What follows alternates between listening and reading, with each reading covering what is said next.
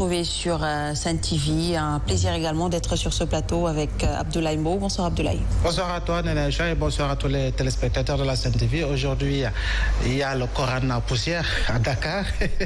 C'est en tout cas, le climat est désastreux. Mais nous sommes dans un pays, en tout cas, 100% de croyants. Il faudra impérativement que tout le Sénégal se mette à prier pour que Dieu nous épargne justement de cette maladie qui est en train de faire des ravages à travers le monde. Et je rappelle qu'aujourd'hui, nous sommes le 25 février 2020 et c'est le 25 février 1855 qu'est naissait Cheikh Seydi Hadji Malick Sy, un grand homme, un grand érudit, à l'image de Cheikh Seydi Hadji Malick Sy, que le Sénégal justement prie pour le Sénégal. Effectivement. Alors ce soir, vous l'avez dit, Abdoulaye, nous parlons du coronavirus. Et pour en parler, nous sommes avec le docteur Mamadou Ndiaye, coordonnateur de la cellule d'alerte coronavirus. Vous allez bien, docteur? Je vais bien, merci beaucoup pour votre invitation. Merci. Alors nous sommes également avec Serigne Saliou Gueye, le très grand Serigne Saliou Gueye. Bonsoir à vous, Serigne Saliou. Merci, Nana Aïcha. Bonsoir Abdoulaye, bonsoir M. Ndiaye et bonsoir aussi à tous les téléspectateurs de la chaîne Leader. Alors, le coronavirus qui inquiète véritablement. D'ailleurs, le directeur général de l'Organisation mondiale de la santé a appelé hier lundi le monde à se préparer à une éventuelle pandémie du nouveau coronavirus. Alors, le coronavirus inquiète au plus haut niveau. Oui, effectivement. D'abord, je voudrais vous remercier de votre invitation et remercier également l'équipe de Sen TV et également saluer tous les téléspectateurs. Effectivement, comme vous l'avez dit, depuis fin janvier, début février, l'OMS a décrété cette maladie à coronavirus comme une urgence de santé publique de portée internationale. Et chaque fois, c'est sur la base de certaines considérations qu'on décrète une maladie comme une urgence de santé publique de portée internationale. Et une fois que c'est décrété, tous les pays sont invités, sont même pressés de préparer un plan pour pouvoir faire face à cette endémie, face à cette épidémie. Et donc, à l'instar de tous ces pays, le Sénégal, effectivement, se prépare pour d'abord pouvoir détecter le plus précocement possible s'il y a un cas et le cas échéant, pouvoir effectivement riposter. Alors à ce niveau, Serigne Saliou Gueye, on le sait pertinemment, et quoi qu'on puisse dire aujourd'hui, c'est pas moins ou plus de 46 pays qui sont touchés par le coronavirus à travers le monde. Est-ce que vous pensez qu'au Sénégal, nous avons les outils nécessaires justement pour aller dans le sens de la vérification d'une personne qui pourrait éventuellement porter cette maladie quand on sait qu'il y a des va-et-vient à un niveau aérien, à un niveau en tout cas des routes, mais également au niveau du port de Dakar?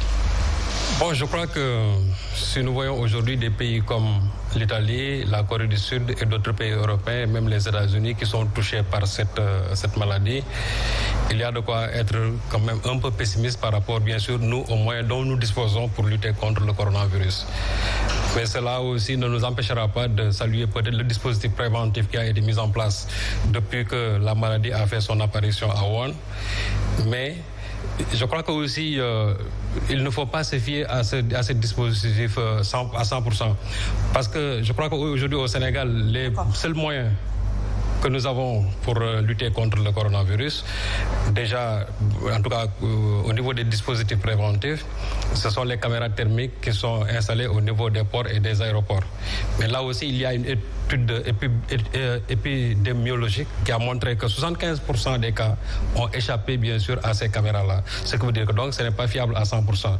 Maintenant, ce qui fait la complexité de cette maladie, c'est qu'il y a ce qu'on appelle des malades asymptomatiques ou bien peu symptomatiques. Ces malades-là, c'est-à-dire qu'ils ne présentent aucun signe ou bien qu'ils ne présentent qu'un signe, bien sûr, relatif au rhume.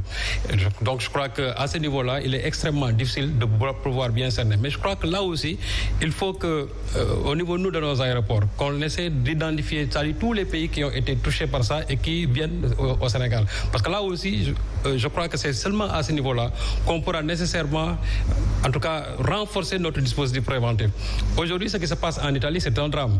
Ils sont à la recherche du patient numéro 1, celui qui a été le premier, le patient 0.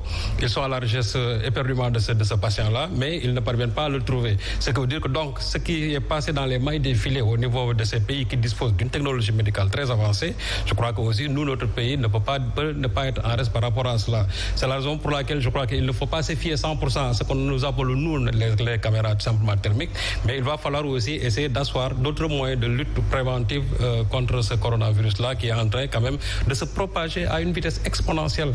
Lors de notre dernière émission ici avec le docteur Boli Diop, ça fait tout juste un mois. À l'époque, il y avait 250 morts, pratiquement 1000 et quelques étaient touchés, mais aujourd'hui nous en sommes pratiquement à 77 000 de contaminés, plus de 2700 morts. Donc vous voyez la vitesse de propagation.